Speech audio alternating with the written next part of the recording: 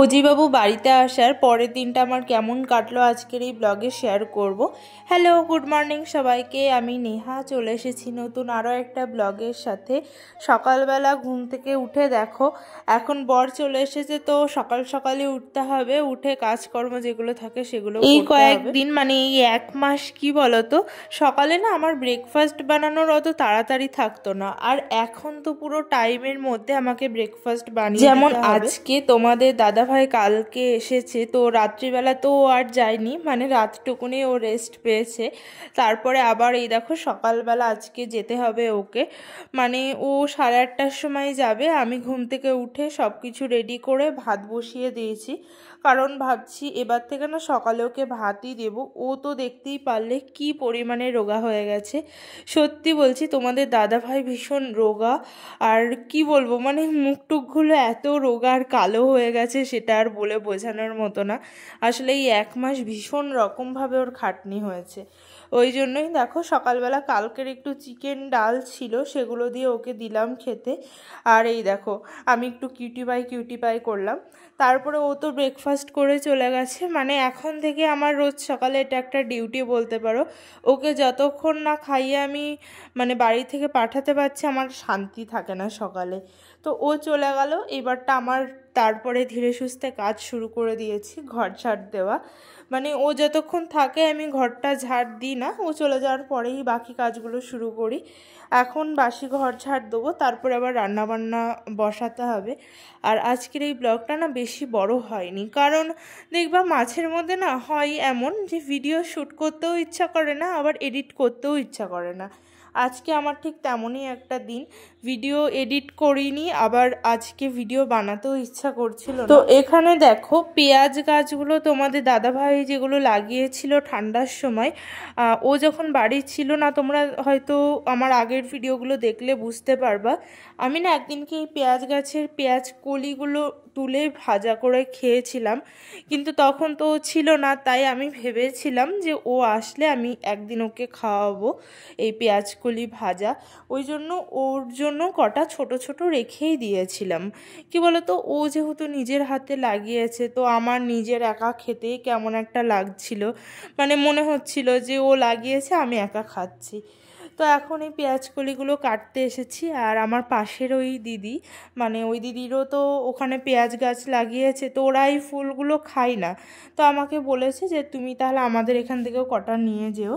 আমি বললাম ঠিক আছে, তাহলে তোমাদের ওখান থেকে কটা নিয়ে আসবো। আর কটা পালং শাকও হয়েছে এখানে, মানে ওর জন্যই বলতে পারো, মানে তোমাদের দাদা ভাইয়ের জন্য আমি রেখে দিয়েছিলাম। কয়েকদিন থেকেই আমি ভাবছিলাম খাবো, তারপরে ভাবলাম না ও আসুক তারপরে। এখানে দেখো পেঁয়াজকলি হয়ে গেছে আমার কাটা, আর এইবারটা পালং শাকগুলো। আর আজকে আমাদের হবে আলু পেঁয়াজকলি ভাজা পালং শাক, যেটা হচ্ছে তোমাদের দাদা ভাইয়ের খুব প্রিয় একটা জিনিস। তো এইগুলোই রান্না বান্না হবে। তার আগে দেখো এখন একটুখানি আন্টির বোনকে নিয়ে এসেছি ওর দু সাইডে ঝুঁটি বেঁধে দিতে। আসলে ওর মাই দিয়ে গেল স্নান করিয়ে একদম ফ্রেশ করে, আমাকে বলল তুমি একটু ওর ঝুঁটিটা বেঁধে। আর তোমরা তো জানোই ও ভিডিও বানানো ঠিক কতটা পছন্দ করে, আর দু সাইডে ঝুঁটি বাঁধাটা ঠিক ততটাই অপছন্দও করে।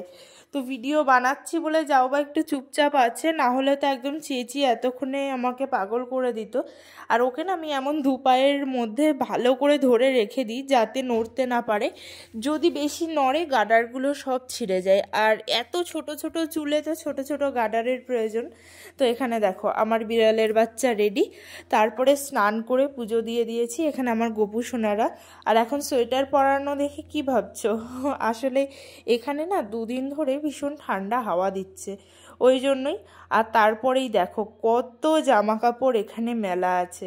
আগেই বলেছিলাম তোমাদের দাদাভাই আসলে আমার জামা কাপড় মেলার খুব মানে একটা চাপ হয়ে যাবে। তো এই জামা কাপড়গুলো তো আমারই ছিল প্রায়, তোমাদের দাদাভাইয়েরগুলো এখন আমি শুরু করিনি কাচা। তো দুপুরে লাঞ্চ আমার হয়ে গেছে, তারপর তোমাদের দাদাভাই আবার বিকেলে চলে গেল। এখানে আমি বাইরে এসে দেখছি দেখো কি অবস্থা। একটা এত কষ্ট করে আমি জামা কাপড়গুলো ধুয়েছি, তারপরে সব জামা কাপড়ই এখানে দেখছি তার ছিঁড়ে পড়ে গেছে। আসলে তারটা আগেই ছিঁড়ে গেছিলো, তোমাদের দাদাভাইকে আমি বলেছিলাম একটু ভালো করে তারটা বেঁধে দিতে, জানি না ও কী করে বেঁধেছে, আমার সব জামা কাপড় নিচে পড়ে গেছে। তো একটু রাগও হচ্ছিল ওর ওপরে, কিন্তু ওই আর কি করবে বলো, কেউ তো ইচ্ছা করে নিশ্চয়ই এই কাজটা করবে না। তো এখন কারোর ওপরেই রাগ করে লাভ নেই, জামাগুলো তুলে নিলাম। তারপরেই রুমে এসেছি, আর এখানে আমার বিড়ালের বাচ্চা আবার এসেছে। আর ও না যত বড় হচ্ছে তত দুষ্টুমি শিখছে, মানে এক এক দিন এক একটা দুষ্টুমি শিখছে। যখন আমি প্রথম এসেছিলাম তখন তো ও ছোট ছিল, তো আমি ওকে দেখে ভাবতাম কি শান্ত একটা মেয়ে, সত্যি ভীষণ শান্ত ছিল আগে। কিন্তু এখন জানি না যত বড় হচ্ছে একটা একটা করে নতুন দুষ্টুমি শিখছে। তো এখানে আমার খুব রাগ হয়ে গেছে, আমি বলছি তুই এত দুষ্টুমি কেন করবি এইটুকু একটা মেয়ে, মানে আমার গলার টিপে আমাকে মেরে ফেলতে চাইছে মনে হয়। তো তারপরে আমি গেছিলাম দোকানে, তোমাদের দাদাভাই এসেছে, তারপরেও আমার একাই দোকানে যেতে হচ্ছে গাইজ। ও একদমই টাইম পাচ্ছে না, কালকে কি রান্না করব সেটাই ভাবছিলাম। তার উপরে আবার আজকে বিকেলে মানে সন্ধেবেলা তোমাদের দাদাভাইয়ের একটা পার্টি ছিল, ও কিন্তু চলে গেছে। ও এসে ড্রেস চেঞ্জ করে আবার চলেও গেছে, সেটা আর আমি তোমাদের সঙ্গে শেয়ার করিনি। তো ও তো এখন পার্টিতে গেছে, আমি রাতে কি খাবো সেটাই ভাবছিলাম। তারপরে ভাবলাম আগে তো দোকান থেকে নিয়ে আসি, সকালে যেটা রান্না করব। বলেইছি যে তোমাদের দাদাভাই যেহেতু 1 মাস ছিল না আমার ঘরে, সব কিছুই কম কম মানে নেই বলতে গেলেই চলে। তো আমি ভেবেছি ও আসলে ওর সাথে গিয়েই নিয়ে আসবো, কিন্তু ও যেহেতু টাইম পাইনি ওই জন্য আমি আবারও একটু একটু করে জিনিস নিয়ে আসলাম। এইবারটা ওর সাথে গিয়ে ভালো করে সব বাজার একেবারে করে আনবো। আর এখানে দেখো এটা খোসা সদ্য মুসুরির ডাল, যেটা না তোমাদের দাদাভাই তরকা খেতে ভীষণ ভালোবাসে, তো সেটাই বানিয়েছি।